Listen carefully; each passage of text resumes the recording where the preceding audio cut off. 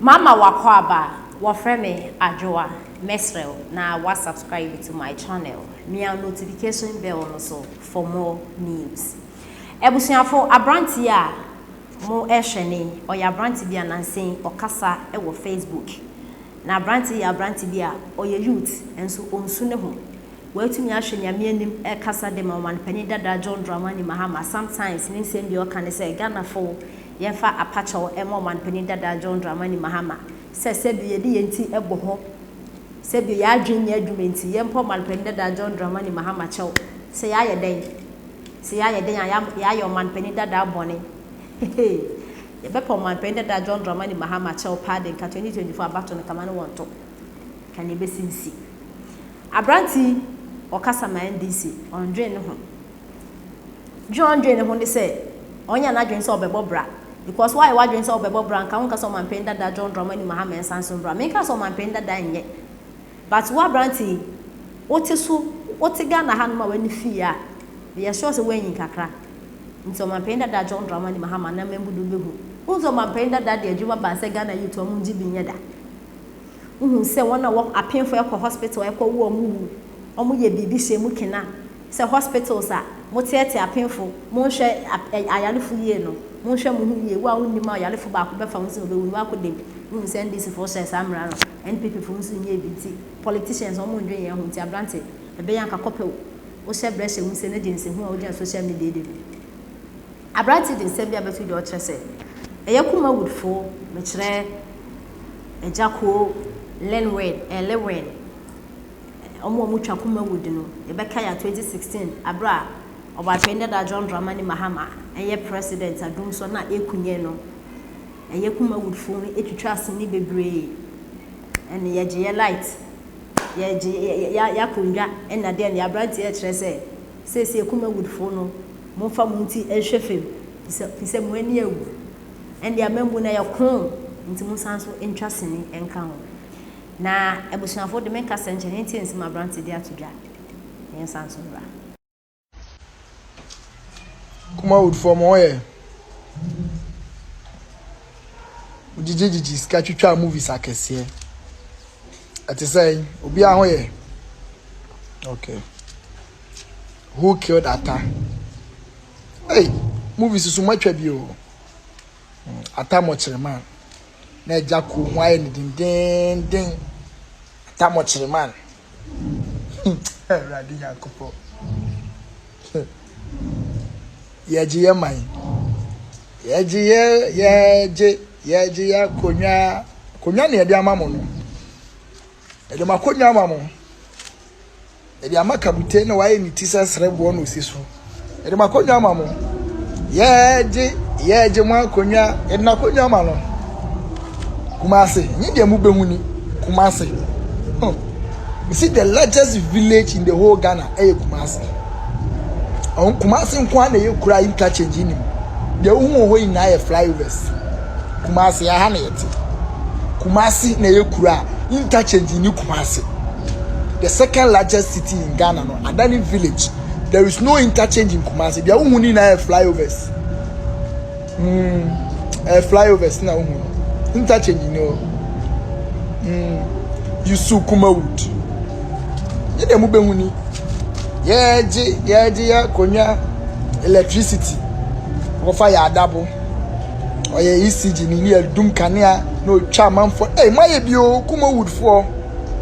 maye bi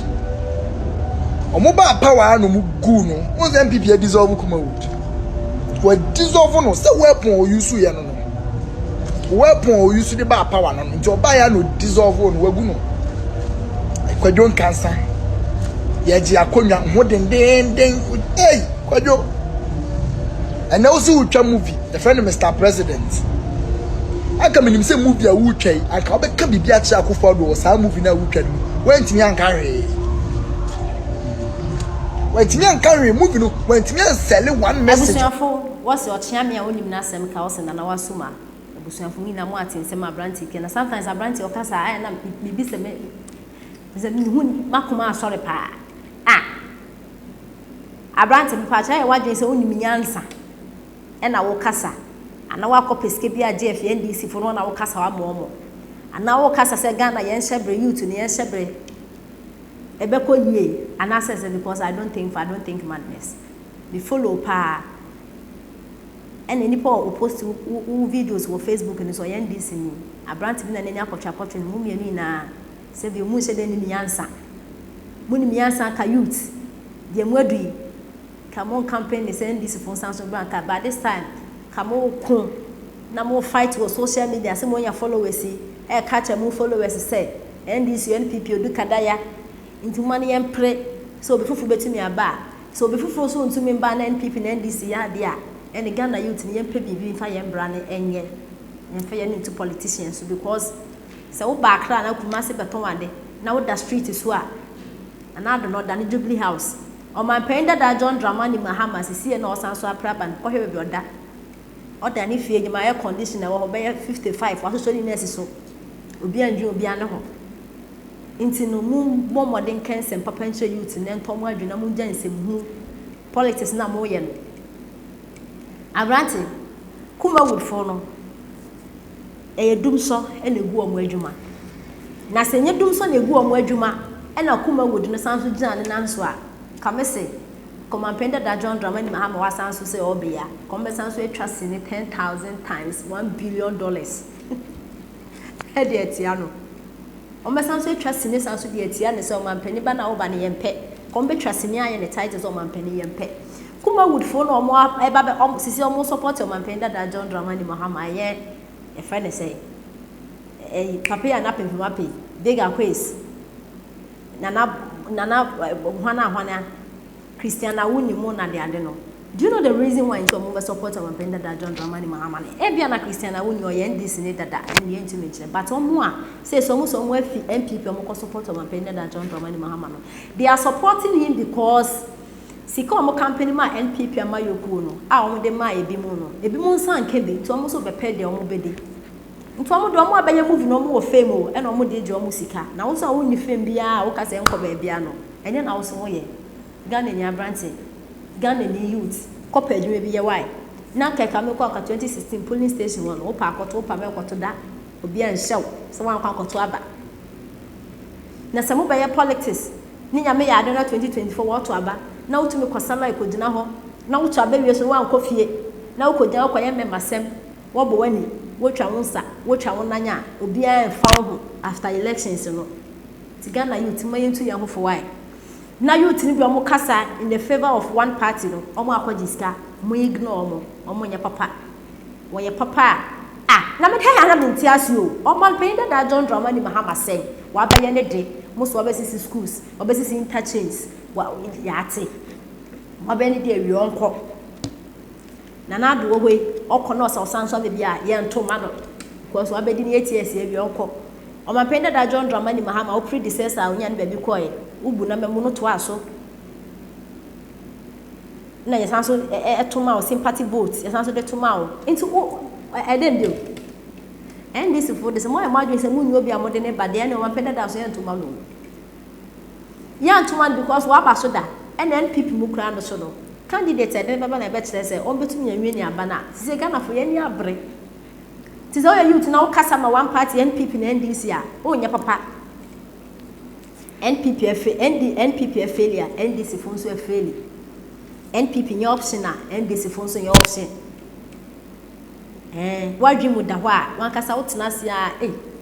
ne da se na politicians ye na wa pa na mo bi atu.